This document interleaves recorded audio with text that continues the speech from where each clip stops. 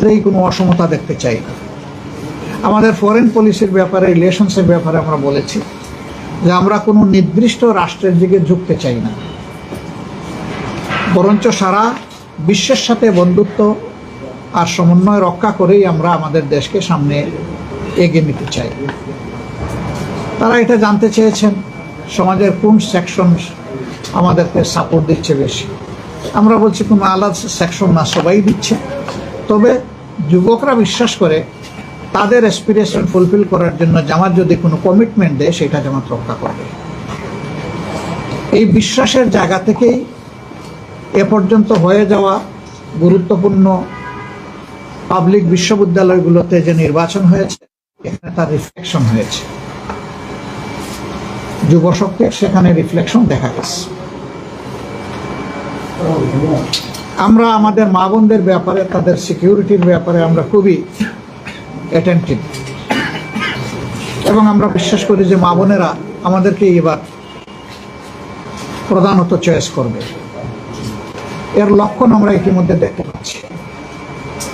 আমাদের বোনদের, মায়েদের নির্বাচনী প্রচারণায় বিভিন্ন জায়গায় বাধা দেওয়া হচ্ছে, এমনকি হেজাব তুলে নেওয়ার ঘটনাও ঘটেছে। ঘোষণা দেওয়া হয়েছে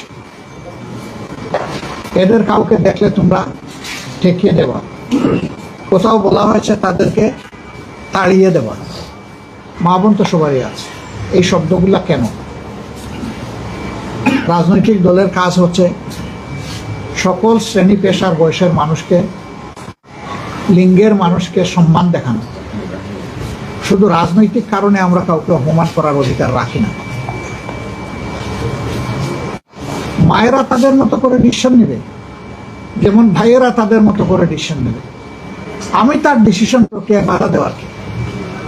আমার যদি 10 জনকে ক্যাম্পেইন করার অধিকার থাকে, অবশ্যই তিনি মেল না ফিমেল এ কথা বড় কথা না, তারও অধিকার আছে, তিনিও ক্যাম্পেইন করবেন। আমাদের এই মিউচুয়াল রেসপেক্টের জায়গাটা আমাদের রক্ষা করতে হবে। আমরা বিশ্বাস করি আগামীতে বাংলাদেশের জনগণ সঠিক সিদ্ধান্ত নেবে, এবং তারা দেশকে নিরাপদ করার জন্য, দুর্নীতিমুক্ত করার জন্য, সুশাসন কায়েমের জন্য, ন্যায় ন্যায়ের বিচার নিশ্চিত করার জন্য, অর্থনৈতিক পুনর্বিন্যাস করে দেশকে এগিয়ে নেওয়ার জন্য তারা সঠিক সিদ্ধান্ত নেবে। জনগণের উপর আমাদের 100 ভাগ আস্থা আছে।